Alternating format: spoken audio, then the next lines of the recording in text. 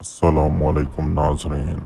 कब्ज़ की वजह से आज हम में से हर दूसरा शख्स परेशान है और इस बीमारी में मुब्तला है। अमूमी तौर पर कब्ज़ तीन तरह की होती है: सहूलत से फजले का अखराज ना होना, नाकाफ़ी मकदार में फजले का अखराज होना, और तीसरे नंबर पर फजले के अखराज में मुश्किल यानी पखाने का सख्त या खुश्क होना। वाज़े अल्फाज में यूँ कि क़ज़ाए हाजत के वक्त जाने पर हाजत का मुकम्मल ना होना बल्कि बाकी रहना कब्ज़ कहलाता है। या कई कई रोज़ तक हाजत का ना होना और जब हाजत हो वह मुश्किल पखाना खारिज होना, इसको कब्ज़ कहते हैं। फरागत नामुकम्मल हो तो पेट पर बोझ महसूस होता है, पेट में गैस बनती है। यहाँ पर नामुकम्मल की वजाहत जिस्म से खारिज होने वाले फजले की मकदार है। औसतन एक नॉर्मल इंसान की फजले की रोज़ाना मकदार 250 ग्राम से 350 ग्राम होती है।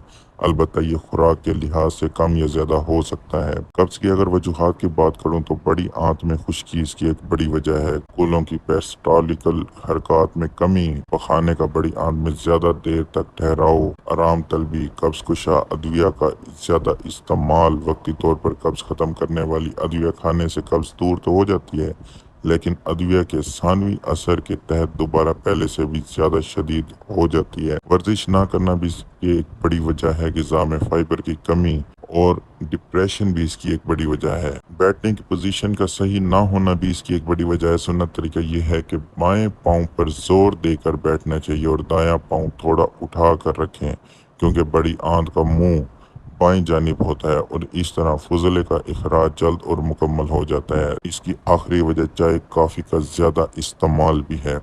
इसके अगर अलामात की बात करें तो कब्ज़ के मरीज़ की ज़ुबान पर मैल की तह, मुंह से नागवार बदबू, मुंह की बलगमी, झल्लियों में ज़ख्म और मुंह में छाले पैदा हो सकते। दूसरी इसकी अलामत की बात करें तो कब्ज़ की वजह से मरीज़ की भूख ख़त्म हो जाती है। जो भी खाता है ठीक तरह से हज़म नहीं होता, हर वक्त बोझलपन रहता है। कब्ज़ की वजह से आंतों में गैस जमा हो जाती है, जिसकी वजह से पेट फूल जाता है। कब्ज़ में कभी कभी गैस ऊपर को बढ़ती है, जिससे सर फटने वाला हो जाता है, सर में दर्द रहता है। ऐसे सर दर्द को गैस्ट्रिक सर दर्द कहते हैं। काफ़ी अरसे इस बीमारी में मुब्तला रहने वाले अक्सर बेख्वाबी का शिकार हो जाते हैं और फिर नींद की गोलियां फांकते हैं, जिससे कब्ज़ मजीद बिगड़ जाती है। कब्ज़ के मरीज़ कब्ज़ की वजह से चिड़चिड़े और हसास हो जाते हैं और इनमें डिप्रेशन और बेचैनी भी पाई जाती है।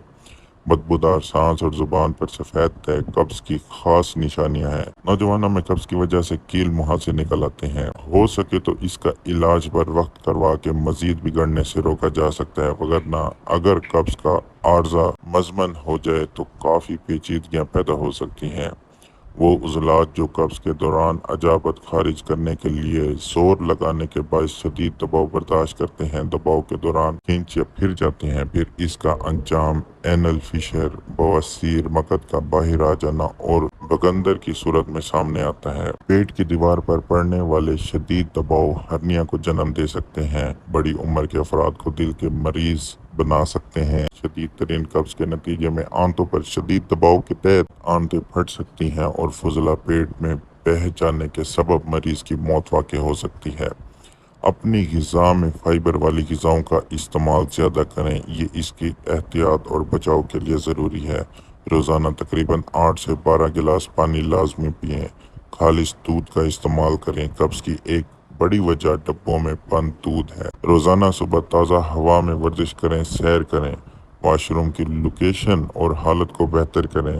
बाज़ दफ़ा मक्खियों और बदबू की वजह से वाशरूम में बैठने का दिल नहीं करता और मरीज जल्दी फरागत हासिल करने के लिए जोर लगाता है। वाशरूम में बाकायदा किसी अच्छे जरासीम का स्प्रे का इस्तेमाल करें। अल्लाह हम सब के लिए आसानियाँ पैदा फरमाए और सब बीमारों को शिफाए कामला अजला अता फरमाए। आमीन।